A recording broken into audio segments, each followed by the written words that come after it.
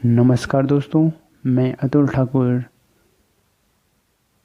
आप सभी का पुनः एक बार फिर से अपने चैनल हिंदी क्लासेस में स्वागत करता हूं। दोस्तों, आज हमारा जो टॉपिक रहेगा हिंदी साहित्य में हिंदी साहित्य के लेखक हरिशंकर परसाई का जीवन परिचय और साथ ही इनकी प्रमुख कृतियाँ, रचनाएं, उपन्यास, कहानी, जो भी इनकी प्रमुख कृतियाँ हैं, इनके बारे में भी आज हम चर्चा करेंगे।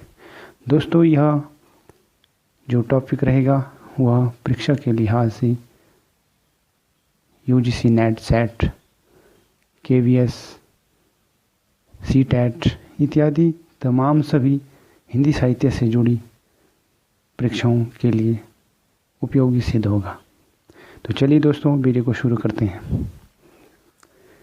हरिशंकर परसाई, इनका जन्म हुआ था सन 1922 में और मृत्यु हुई थी 1995 में, यानी कि इनका जो समय काल रहा था 1922 से लेकर 1995 तक। अब चलिए विस्तार से करते हैं इनके बारे में। हरिशंकर परसाई का जन्म जमानी गांव, जिला होशंगाबाद, मध्य प्रदेश में हुआ था। उन्होंने नागपुर विश्वविद्यालय से हिंदी में एमए किया। कुछ वर्षों तक अध्यापन कार्य करने के पश्चात सन 1947 से स्वतंत्र लेखन में जुट गए।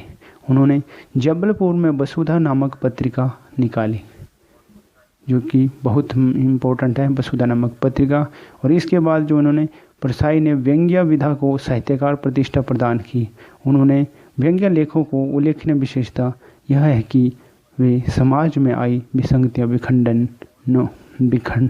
विडंबनाओं पर करारी चोट करते हुए चिंतन और कर्म की प्रेरणा देते हैं।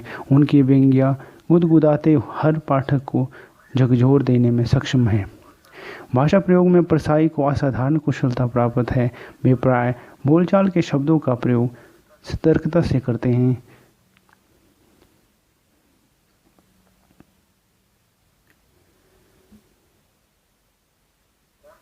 कौन सा शब्द कब और कैसा प्रभाव पैदा करेगा, इसे वे बखूबी जानते हैं।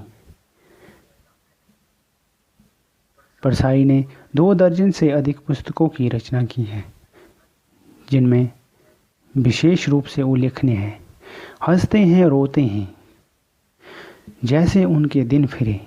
यह इनके जो है प्रमुख कहानी संग्रह है।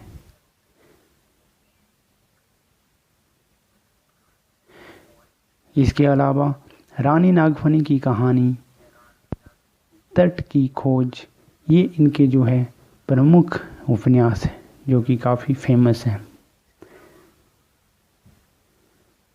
इसके अलावा तब की बात और थी, भूत के पांव पीछे, बेईमानी की परत, पगडंडियों का ज़माना, सदाचार की ताबीज़ या सदाचार का ताबीज़, शिकायत मुझे भी है, और अंत में ये सारे इनके निबंध संग्रह है।